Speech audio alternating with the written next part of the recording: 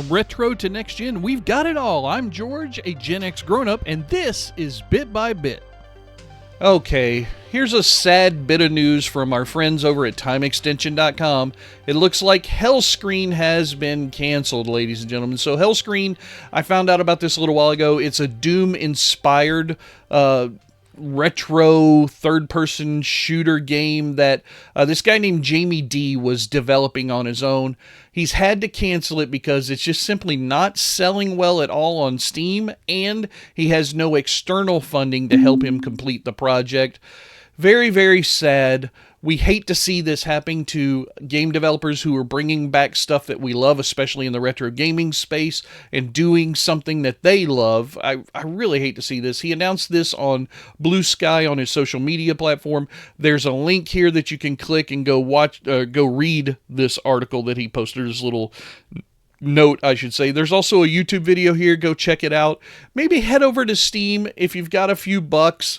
Give his game a try.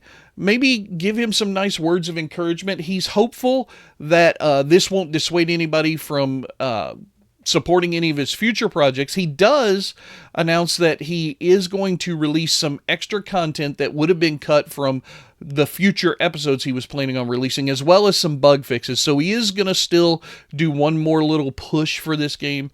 I hope it finds some traction, but man, it's tough to be a game developer in this world. It's hard to get your creation to find an audience, but maybe you guys can help him out. I'll leave the link down in the description. Okay, here's a rare opportunity bit from our friends over at TimeExtension.com.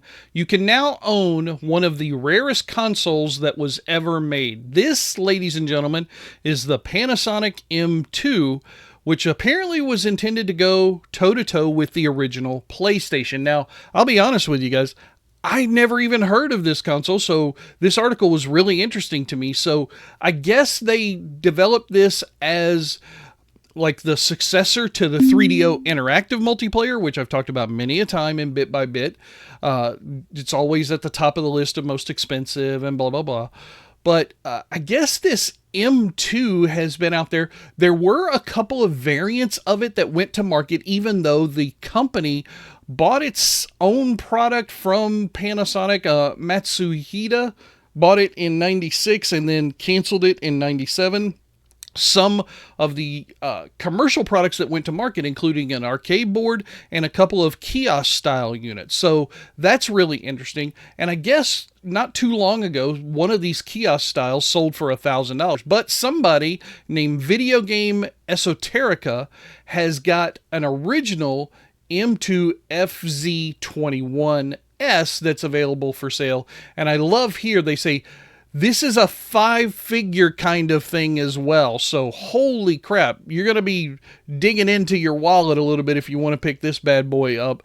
I guess one I saw down here somewhere, yeah, according to Neon Polygons, the same version of M2 recently sold for around $20,000, ladies and gentlemen. That is a very fine chunk of change for such a rare console. There's a little YouTube video that you should probably watch. I haven't looked at it yet, but man, $20K for an ultra rare console. Is that something that you would dig into your pockets for? I just don't think I can do it, but if you're interested, at least we can learn about it from this article right here. All right, if you're an Amiga fan like I am, EscapistMagazine.com has got a cool little article. WinUAE is getting an update, or has already gotten an update, depending upon when it comes out. This was published July 9th. I'm reading it a few weeks later because I've been busy with a bunch of stuff, but they're coming out with version 6, which they say has closed the gap exponentially between Amiga emulation and the original hardware, specific to inconsistencies certain games due to chipset timings. So now we have a major update to custom chipset emulation. That's really cool. So I love my WinUAE setup. I love my Amiga. I still have like 3 physical machines here at the house. But man, I'm super excited. I'm going to go watch this video real quick just so I can understand a little bit more. But if you would like to read this article or check out the video for yourself, I have the link down in the description below. But if you're an Amiga fan, this is going to be right up your alley. All right, ladies and gentlemen, here's another list bit from our friends over at howtogeek.com. These are 10 forgotten games that supposedly created our favorite genres. So let's go down through this. It's not like a top 10, like a rate type of list. It's just, here's some games that you may not have realized created some of your favorite genres. So first up, number 10 slot, Maze War is the first-person shooter from 1973. Holy crap, there's a cool little YouTube video here I'll have to take a look at. Yeah, I'm thinking of Wolfenstein 3D and Doom, but I guess this was before id Software released its flagship shooters. A few decades earlier, 73, a group of high school students studying at NASA developed Maze War, also called Maze, a competitive FPS game in which players battle each other inside a grid-based maze. Battle each other? What is this, multiplayer? First of kind, Maze War introduced numerous features we've come to expect from modern FPS over the course of multiple updated iterations, added mini-maps, corner peeking, in-game yeah, this is multiplayer. Holy shit. Wow, that's very cool from 1973. Let's keep going. Power Drift Kart Racers, okay. Don't know that game, but looks pretty cool, from 1988. Rising Up. By the way, I'm not going to fact check any of these, so you guys can do that in your own time. I'm just going with this list because I'm interested to see. Rising Zon, Samurai Gunman. They say this launched character action games. Okay, like Devil May Cry. Ah, nice, okay. Blockade from 76. Snake games. Yes, I remember this. This was an arcade game, not a little handheld thing on your phone.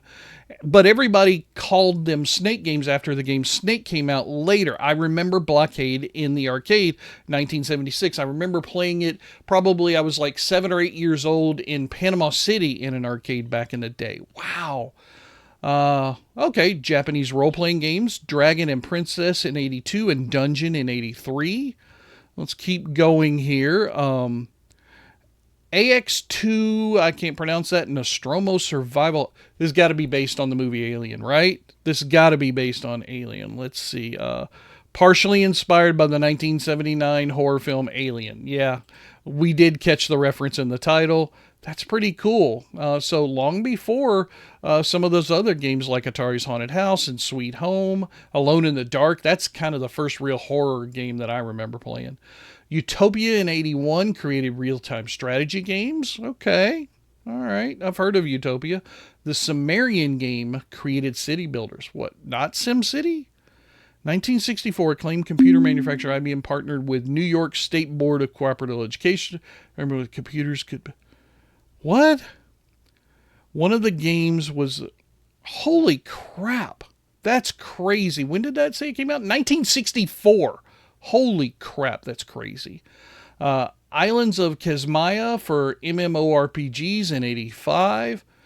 And the last one, Beneath Apple Manor for roguelikes in 1978. Wow. So not the game Rogue, which is where the term comes from, but Beneath Apple Manor came out before that. Wow.